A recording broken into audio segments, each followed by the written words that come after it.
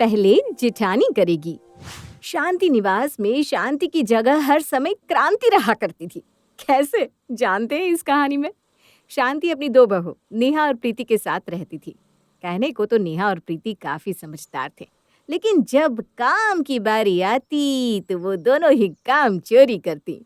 ऐसे ही एक दिन शांति अपनी बड़ी बहू नेहा से कहती है, नेहा बहू, आज मुझे कुछ खाने को मिलेगा या नहीं? दोपहर हो गई, तुम दोनों को तो खाना खाना नहीं है, लेकिन मुझे तो खाना दे दो। माँ, मैंने प्रीति को कहा था, उसने अब तक आपको खाना नहीं दिया। आप यहीं रुकिए, मैं अभी उसको बोलती हूँ। इतना बोलकर नेहा अपनी देवरानी के कमरे में जाती है और उससे कहती है, प्रीति, तुमने माँ जी को अब तक खाना नहीं दिया, तुम्हें टाइम नहीं दिख रहा है क्या? माफ़ करना दीदी, लेकिन मैं अभी बिजी हूँ। एक काम कीजिए ना, आप ही माँ जी को खाना दे दीजिए। वैसे भी आप तो माँ जी की फेवरेट हो, आप इस घर की बड़ी बहू जो हो। अच्छा, जब माँ जी तुम्हारे लिए सामान लाती है तब तो तुम ये बात नहीं कहती कि दीदी आप इस सामान को आप ही रख लीजिए, वैसे भी आप माँ जी की पसंदीदा बहू हो। हाँ तो क्यों कहो, आखिर माँ जी वो सामान मेरे लिए लाती हैं, मैं अपनी चीज़ें आपको क्यों दूँ? हाँ, तो जिस तरह सामान तुम्हारा होता है वैसे माँ जी भी तो तुम्हारी है, इसलिए माँ जी का ख्याल रखना तुम्हारा भी उतना ही हक है जितना मेरा। अरे तो आप रखती कहाँ हैं? जैसी मैं हूँ वैसी ही आप भी हैं। खैर, इन सब बातों को छोड़ो और इधर देखो, सेल लगी है। सेल का नाम सुनते ही नेहा भी अपनी सास को भूल जाती है और अपनी देवरानी के साथ फोन में ऑनलाइन कपड़े देखने लगती है। वहीं शांति अपनी बहुओं का इंतजार करने लगती है, लेकिन ना तो नेहा आती है और ना ही प्रीति। जिसके बाद शांति खुद ही किचन में जाती है और खाना लेकर अकेले खाती है। कुछ ही घंटों बाद रात हो जाती है। सभी लोग रात का खाना खा रहे थे, तभी शांति एक बार फिर अपनी बहू से कहती है, नेहा, प्रीति, खाना खाने के बाद बर्तन धो लेना, क्योंकि रात के बर्तन सुबह नहीं धोने चाहिए। माँ जी आप चिंता मत कीजिए, आज रात का खाना मैंने बनाया है ना, तो रात के बर्तन दीदी धो ही देंगी। क्यों दीदी, धो दोगी ना आप? अरे मैं क्यों धोऊंगी? अरे पे मैं अकेले थोड़ी ना खाना खा रही हूँ, सब खाना खा रहे हैं। और वैसे भी अगर तुमने खाना बनाया है तो बर्तन धो दोगी तो क्या कुछ हो जाएगा। देखो दीदी, आप ना अपना काम मेरे सर पर मत थोपो, मैं अपने काम में काम चोरी नहीं करती। ओह अच्छा, तो तुम कहना चाहती हो कि मैं अपने काम से काम चोरी करती हूँ। प्रीति, मेरा मुंह मत खुलवाओ, समझी? उन दोनों की ऐसी लड़ाई देख शांति और उसके दोनों बेटे अपने सर पर हाथ रखकर परेशान हो जाते हैं। यार नेहा, बस भी करो, चुप हो जाओ। अगर तुम्हें बर्तन नहीं धोना है तो मत धोना, लेकिन कम से कम ऐसे लड़ाई तो मत करो। मैं नहीं लड़ रही हूँ विक्रम जी, बल्कि मैं इसको बता रही हूँ कि काम चोरी आखिर होती क्या है। अरे बहू, तुम दोनों कुछ मत करना, मैं खुद बर्तन धो लूंगी, पर फिलहाल खाते समय तो शांत हो जाओ। अपनी सास की बात सुनने के बाद अब सभी लोग चुपचाप खाना खाने लगते हैं और खाना खाने के बाद सभी अपने कमरे में चले जाते हैं। वहीं शांति किचन में बर्तन धोने के लिए चली जाती है। वो जब किचन में बर्तन धो रही थी तभी उसका छोटा बेटा राघव आता है और अपनी माँ को बर्तन धोता देख उदास हो जाता है।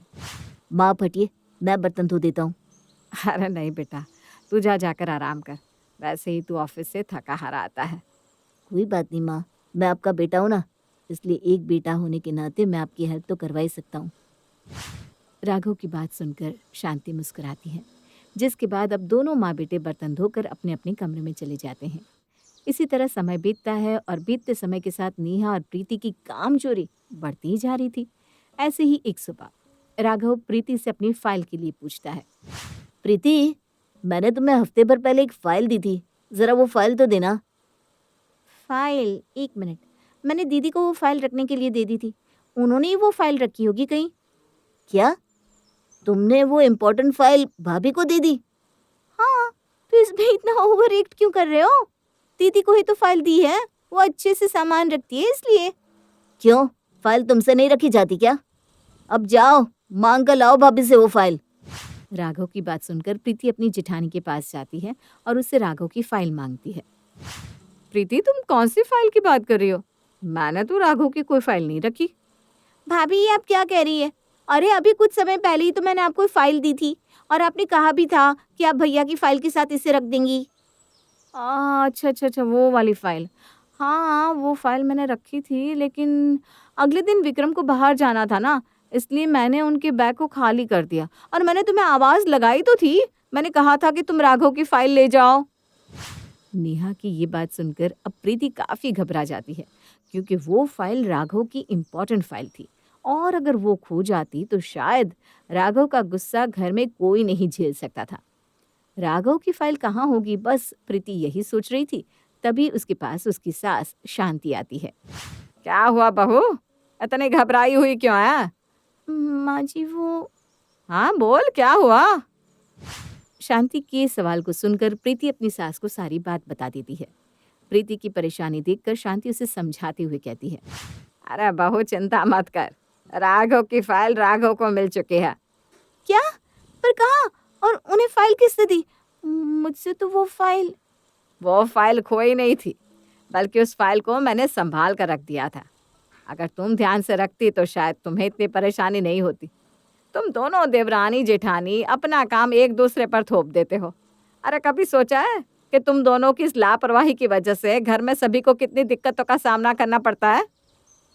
माँ जी, इसमें मेरी कोई गलती नहीं है। प्रीति की गलती पर आप मुझे सुना रही हैं? That's not fair. हाँ, ये गलती तो प्रीति की है, लेकिन इसमें तुम्हारी भी गलती है।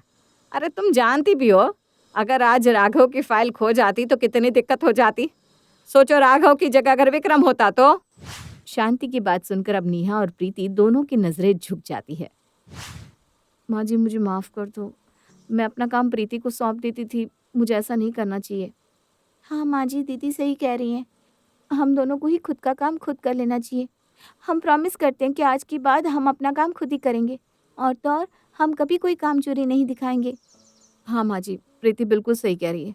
आज के बाद हम कभी कोई काम चोरी नहीं करेंगे, और ये हमारा वादा है आपसे। अपनी दोनों बहुओं की बात सुनने के बाद शांति के चेहरे पर एक शांति भरी मुस्कान आती है, और वो वहाँ से अपने कमरे में चली जाती है। समय गुजरता है, और गुजरते समय के साथ अब शांति की बहुएं अपना काम खुद करने लगती है। ये देखकर शांति को भी काफ़ी अच्छा लगता है। ऐसे ही एक दिन शांति की बेटी शीतल अपने मायके आती है। माँ देखो, मैं आ गई। शीतल की आवाज़ सुनकर शांति, नेहा और प्रीति भी हॉल में आती हैं। अरे शीतल, तुम आ गई? हाँ भाभी, मैं आई। एक्चुअली मुझे यहाँ आने के लिए ना बहुत पापड़ बेलने पड़े हैं। लेकिन वो क्यों? क्योंकि मेरी सास मुझे यहाँ आने ही नहीं दे रही थी। उनका कहना था कि अगर मैं यहाँ आऊँगी तो लंबे समय तक यहीं रह जाऊँगी। इसका मतलब है कि तेरी सास भी तेरी रग रग से वाकिफ हो गई है। क्या माँ, आप भी ना। वैसे भाभी, मैं क्या कह रही थी कि मैं बहुत समय बाद आज मायके आई हूँ ना, तो क्यों ना आज आपके हाथ की खीर हो जाए। लेकिन शीतल, तुम्हारी तो दो दो भाभियां हैं, तुम किसके हाथ की खीर खाना चाहती हो? भाभी, मेरी दो दो भाभियां हैं, इसी बात की तो खुशी है। मेरी एक भाभी मेरे लिए खीर बनाएगी और दूसरी कचौरी। क्यों माँ, सही कहा ना मैंने? हाँ हाँ, बिल्कुल सही कहा मेरी बेटी ने। शीतल की बात सुनकर नेहा और प्रीति एक दूसरे की शक्ल देखने लगते हैं, और बिना कुछ बोले वो दोनों ही वहां से चले जाते हैं। लेकिन शीतल के इस ऑर्डर को देखकर नेहा और प्रीति का मुंह बन जाता है। दीदी, मैं शीतल के ऑर्डर को नहीं मानने वाली। मैंने बड़ी मुश्किल से खुद को बदला है, और उसके इस ऑर्डर को मानकर मैं फिर से पहले जैसे नहीं बनना चाहती। ये तो मैं भी नहीं चाहती प्रीति, लेकिन क्या करें, हमारी ननद इतने समय बाद हमारे घर आई है, और उसको हम मना तो नहीं कर सकते, क्योंकि अगर हमने उसे मना कर दिया तो इस घर में दोबारा तगड़ा कलेश हो जाएगा। अरे दीदी, अगर हम कुछ मना नहीं कर सकते तो क्या हुआ? हम काम चोरी तो कर सकते हैं ना। मतलब ये कि हम अपना पुराना तरीका अपनाएंगे।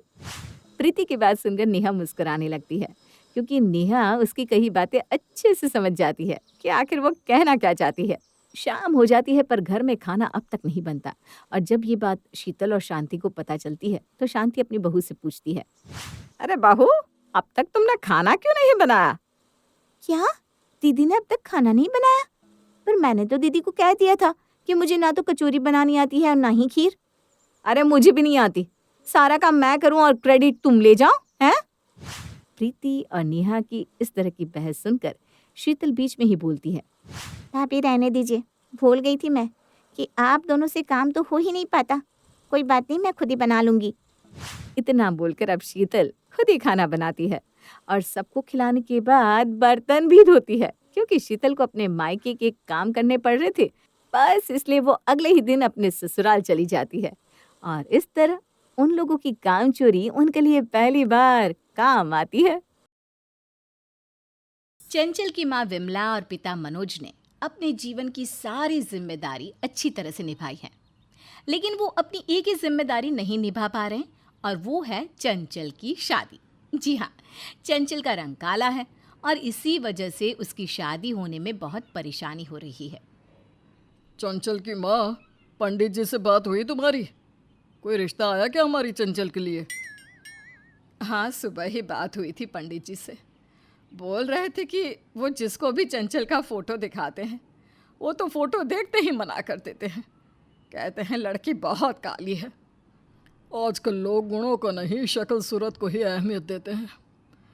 चलो कोशिश करते हैं, कोई तो होगा हमारी बेटी की किस्मत में। चंचल के छोटे भाई मनोज की पत्नी है प्रिया। प्रिया और चंचल की आपस में बहुत बनती है। एक दिन चंचल अपने कमरे की खिड़की पर खड़ी कुछ सोच रही थी, तभी प्रिया ने आकर कहा, चंचल दीदी क्या सोच रही हो? कुछ नहीं प्रिया, ऐसे ही। आप तैयार हो जाओ, लड़के वाले आ रहे हैं आपको देखने। प्रिया, ये सब कब तक चलता रहेगा? शादी करना ज़रूरी है क्या? लोग आते हैं, मुझे रिजेक्ट करके चले जाते हैं, मुझे बिल्कुल अच्छा नहीं लगता। दीदी, आप क्यों इतना सोच रही हो? सच यह है कि जो लोग आपको रिजेक्ट करके गए ना, वो आपके काबिल ही नहीं थे। प्रिया, मुझे मत समझाओ, मैं तो शादी करना ही नहीं चाहती, लेकिन मम्मी पापा मेरी वजह से इतने परेशान रहते हैं, तो मुझे ना चाहते हुए भी तैयार होकर लड़के वालों के सामने जाना पड़ता है। आप परेशान मत हो दीदी, देखना कोई ना कोई लड़का ज़रूर होगा जो आपके चेहरे से नहीं, आपके दिल से प्यार करेगा। चंचल तैयार हो जाती है, लेकिन हर बार की तरह इस बार भी चंचल के साथ वही हुआ जो होता आया था। इस बात से चंचल को बहुत दुख हुआ। प्रिया ने चंचल से कहा, दीदी आप चिंता मत करो, मैंने मैट्रिमोनियल साइट्स पर आपका प्रोफाइल बना दिया है, देखना कोई ना कोई अच्छा लड़का आपको ज़रूर मिल जाएगा। कुछ ही दिनों में एक लड़के ने चंचल को पसंद किया और प्रिया चंचल को उस लड़के से मिलाने के लिए एक रेस्टोरेंट में ले गई।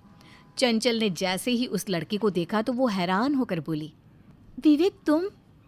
हाँ चंचल, मैंने मैट्रिमोनियल साइट्स पर तुम्हारी फ़ोटो देखी तो बस तुमसे मिलने आ गया। अरे, आप दोनों पहले ही एक दूसरे को जानते हो, ये तो बहुत अच्छी बात है। प्रिया, विवेक मेरे साथ कॉलेज में पढ़ता था। विवेक जी, मैं चंचल दीदी की भाभी हूँ, आप दोनों आराम से बात करो, मैं बाहर घूम कर आती हूँ। प्रिया बाहर चली जाती है। विवेक चंचल से कहता है, तो चंचल, तुम शादी के लिए लड़का ढूंढ रही हो? मैं नहीं ढूंढ रही हूँ विवेक, मेरे घर वाले ढूंढ रहे हैं। मैंने तो उम्मीद ही छोड़ दी है कि अब मेरी शादी होगी भी। मेरे लिए रिश्ते तो बहुत आए, लेकिन रंग की वजह से सब मुझे रिजेक्ट करके चले गए। चंचल, मैं हमेशा से तुम्हें पसंद करता था और तुमसे शादी करना चाहता हूँ। विवेक, क्यों मजाक कर रहे हो? तुम कितने हैंडसम हो, तुम्हें तो कोई भी लड़की मिल जाएगी। मेरे पीछे वक्त बर्बाद मत करो।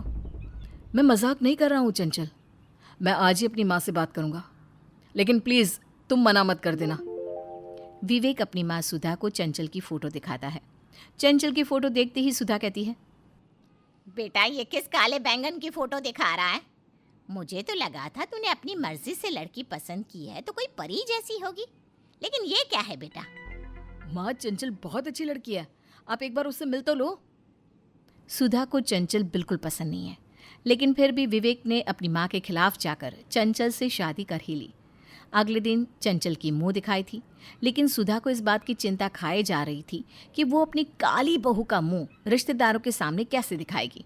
इसलिए वो अपनी बहू से कहती है, बेटा तेरी वजह से मेरा बेटा पागल हो ही गया है और उसने पागलपन में तुझसे शादी भी कर ली, लेकिन मैं नहीं चाहती कि तेरी मुंह दिखाई की रस्म हो। लेकिन माँ, सारे रिश्तेदार और पड़ोसी तो आ चुके हैं, हम उन्हें वापस कैसे भेजेंगे? वही तो मैं भी सोच रही हूँ बहू, क्या करूँ? सुनो, तुम लड़कियाँ वो आजकल फाउंडेशन क्रीम का इस्तेमाल करती हो ना, अच्छा सा मेकअप करती हो, तो तू वही लगा ले, उससे तेरा काला रंग दब जाएगा। और हाँ, हाथ और पैरों में भी लगा लियो, उसके बाद ही बाहर आना। चंचल ने ऐसा ही किया। मेकअप से उसका काला रंग दब गया और वो बहुत सुंदर दिखने लगी। सभी ने उसकी बहुत तारीफ की। सबके जाने के बाद सुधा ने कहा, आज तो मैंने अपनी जान और इज्जत बचा ली, लेकिन याद रहे बहू, तू अब किसी के सामने अपने असली रूप में नहीं आएगी, समझी? इतने में विवेक आ जाता है और कहता है, अरे माँ, क्या समझा रही हो अपनी बहू को? अरे चंचल, तुम्हें क्या हुआ? ये क्या हाल बना रखा है? बेटा आज बहू की मुंह दिखाई थी ना, तो मैंने बहू से कहा कि मेकअप ही कर ले। माँ, मुझे पता है आपको चंचल के रंग से बहुत परेशानी है, लेकिन ये जैसी है मुझे वैसी ही पसंद है, इसलिए आप ये सब मत किया करो ना। विवेक ने अपनी माँ को बहुत समझाया, लेकिन सुधा कहाँ मानने वाली थी। एक दिन सुधा के घर पर उसकी भाभी आने वाली थी। सुधा ने अपनी बहू से कहा, कल्लो, ओ कल्लो, कहाँ मर गई? जी माँ जी, आपने बुलाया? देख मेरी भाभी आने वाली है। विवेक की शादी पर वो आ नहीं पाई थी। अगर उन्हें ज़रा भी पता चल गया ना कि तेरा रंग काला है, तो सारे खानदान में मेरा मजाक बनाएगी। इसलिए तू कभी भी बिना मेकअप के उसके सामने मत आना। माँ जी, मुझसे ये क्या नए नए ड्रामे करवाती है। इससे अच्छा तो मैं शादी ही ना करती। कम से कम ये रोज़ रोज़ की झूठ से तो बचती। बेचारी चंचल अपनी सास की सारी बातें चुपचाप मान लेती है। सुधा की भाभी घर आती है तो चंचल को देखकर कहती है, सुधा, तुम्हारी बहू तो अच्छी है, लेकिन इसने इतना मेकअप क्यों किया है? भाभी वो क्या है ना, नई नई शादी हुई है और मेकअप करना तो आजकल का फैशन है ना। सुधा की भाभी पूरा दिन रुकती है। जब उसके चलने का समय आता है तो कहती है, सुधा, तुम्हारी बहू खाना बहुत अच्छा बनाती है और स्वभाव तो बहुत ही सरल है इसका। मुझे तो बहुत पसंद आई। ये कहकर सुधा की भाभी चली जाती है। फिर सुधा कहती है, लाख लाख शुक्र है ऊपर वाले का कि भाभी को मेरी काली बहू के रंग का पता नहीं चला, नहीं तो सारे खानदान में ढिंडोरा पीट पीट कर बताती। सुधा किसी को बताना ही नहीं चाहती थी कि बहू का रंग काला है। एक दिन सुधा की पड़ोसन उसके घर आकर बैठ गई। सुधा सीधा अपनी बहू के कमरे में गई और उससे कहने लगी, सुन, पड़ोसन आई है, बिना मेकअप के कमरे से बाहर मत आना। माँ जी, मेरा मेकअप का सामान तो खत्म हो गया है। बहू, एक तो तू काली है, ऊपर से तेरी करतूत भी काली। अरे ये बात पहले बताती ना कि मेकअप खत्म हो गया है। अच्छा अब तू कमरे से बाहर मत आना, मैं बोल दूंगी कि तेरी तबीयत खराब है। अब सुधा ने पड़ोसन को ऐसा ही बोला। इतने में चंचल की भाभी प्रिया भी आ गई। प्रिया ने सुधा से कहा, आंटी जी नमस्ते, चंचल दीदी कहाँ है? नमस्ते बेटा, अच्छा हुआ जो तुम आ गई। चंचल की ना तबीयत ठीक नहीं है, वो अपने कमरे में है, जाकर मिल लो। सुधा की बात सुनकर प्रिया कमरे में जाती है तो चंचल बिल्कुल ठीक होती है। अरे चंचल दीदी, आप तो बिल्कुल ठीक हो, लेकिन आपकी सास ने ऐसा क्यों कहा कि आपकी तबीयत ठीक नहीं है? वो उनकी पड़ोसन आई है ना, और मेरा मेकअप का सामान ख़त्म हो गया है इसलिए।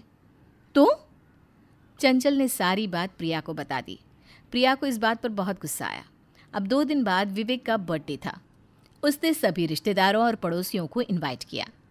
तब सुधा ने अपनी बहू से कहा, चंचल, विवेक की जन्मदिन की पार्टी में बहुत लोग आ रहे हैं, तू अच्छी तरह से मेकअप करना, किसी को भी पता नहीं चलना चाहिए कि तू काली है। चंचल ने बिना कुछ बोले हाँ में सर हिला दिया। शाम को सुधा के घर मेहमानों का आना शुरू हुआ। सभी लोग आ गए। तभी विवेक ने अपनी पत्नी को बुलाया। चंचल बिना मेकअप सबके सामने आ गई। सभी मेहमान चंचल को देखकर हैरान रह गए। सुधा बहन, ये तुम्हारी बहू को क्या हो गया? ये तो चांदनी रात से अमावस की रात लग रही है। अरे बहू, तू ऐसे कैसे आ गई?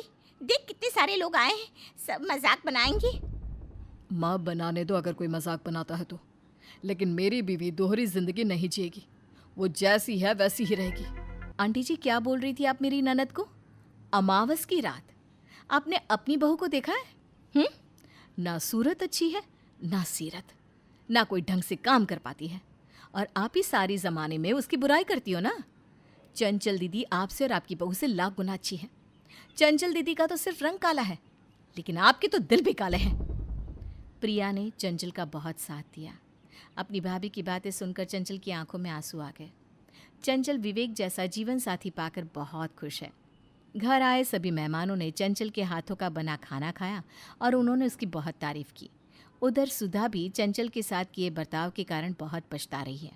हालांकि इस बात का अंदाज़ा सुधा को भी था कि उसकी बहू बहुत अच्छी है, लेकिन समाज ने सबके सामने जो काले गोरे का भेद रखा है, सुधा उससे बाहर नहीं आ पा रही थी।